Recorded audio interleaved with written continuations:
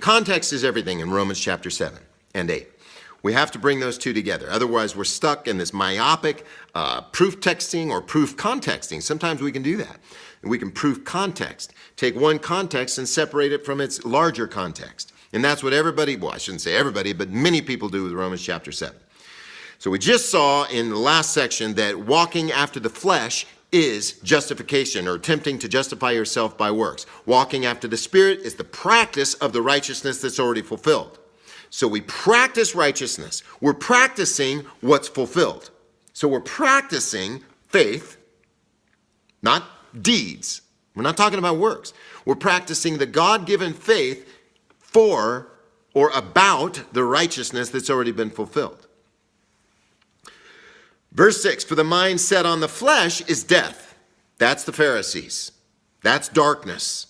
They are set on justifying themselves by works, and so are you.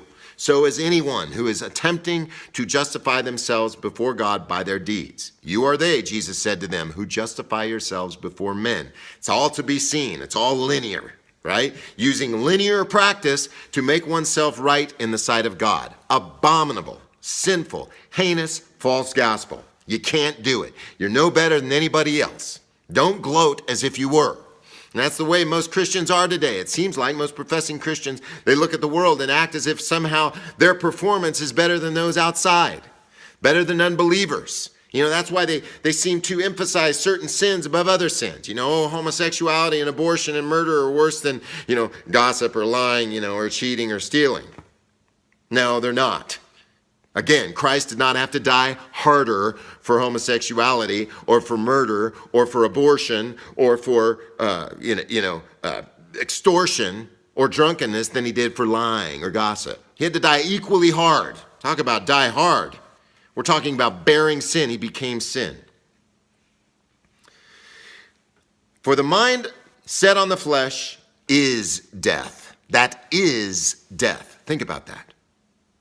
The mind that works itself, is attempting to work itself into favor with God, that is death. But the mind that trusts in Christ alone for salvation, that is life.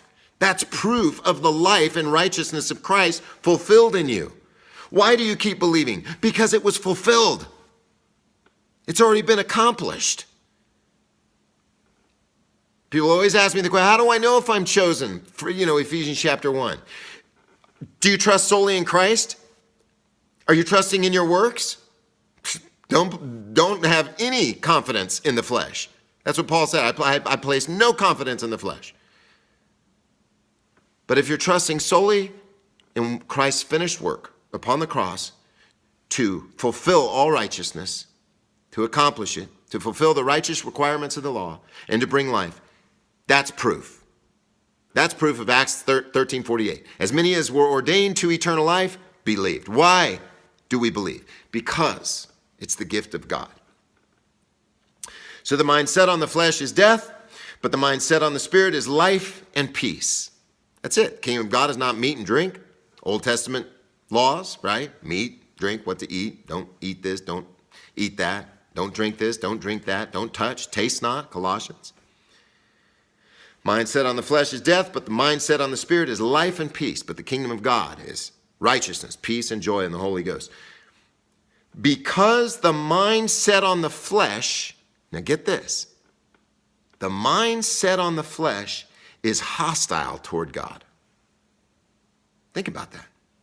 If you are seeking, just like the Israelites of old, they were all hostile. The Pharisees, they were hostile against God's people, justifying themselves by works. They hated grace, just like Cain persecuted Abel, right? Cain persecuted Abel. Why? Because Cain's was a vegetable offering, tilling, works of man. Abel's was sacrifice. He admitted, I need death. I need death. And so was in the first century. They are Hagar persecuting Sarah. It's the allegory. Persecuting. What was Hagar? Abraham goes into Hagar, works of the flesh. That's how I'm going to fulfill this promise of God to bear children. I'm going to do it. No, God's saying, man, I give it to Sarah. It's going to be totally my work, nothing of your work. And so, of course, Hagar persecuted Sarah throughout the history of Israel. Because the mind set on the flesh, works justification, is hostile toward God. It's actually hatred and at enmity with God. One of them says, that one translation, the carnal mind is at enmity with God. Because the mind set on the flesh is hostile toward God, for it does not subject itself to the law of God. Right? For it is not even able to do so. You can't subject yourself to the law of God. You can't obey it. It's impossible. You can't do it. All it is death. It doesn't just produce death as we see it, is death. That is the consummate death. That is the epitome of death, is when one is justifying him or herself by the deeds of the law. And those who are in the flesh cannot please God. Imagine if this is talking physically. I'm in the flesh. Well, if I'm in the flesh, I can't please God. It has nothing to do with that. In the flesh. So when that pastor said that to me, man, bro, I was really in the flesh. I just want to say, dude, let me direct you to scriptures. And by the power of the Holy Spirit, may you be set free. I probably should have. I ended up getting fired from that church anyway, you know. I mean, what do you say? When you preach grace to someone who is seeking to justify themselves by works, of course you're going to get fired. Of course you are. If your pastor or ministry leader or whatever is teaching salvation by works or salvation by the effort of the will, and you're teaching grace, probably you're going to get kicked out. Most likely you're going to get fired. That's okay.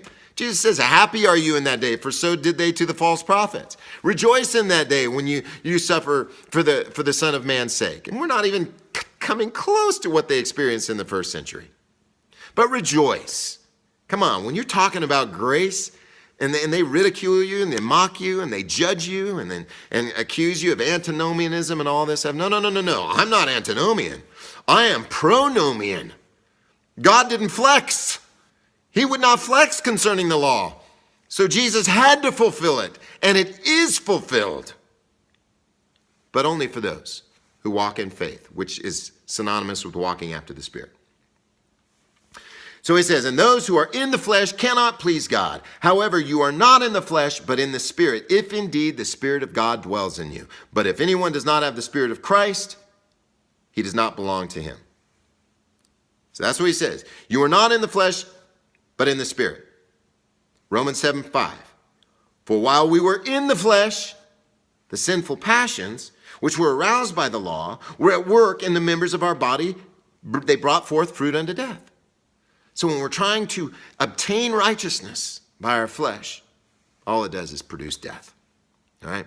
So we'll continue on. We're going to look at the corollary to Romans chapter 7 in Galatians chapter 5 and look at this issue of those who practice such things will not inherit the kingdom of God. And hopefully what we study in that will bring a sense of healing to you and understanding and confidence and joy that maybe you might have been struggling with prior to this study.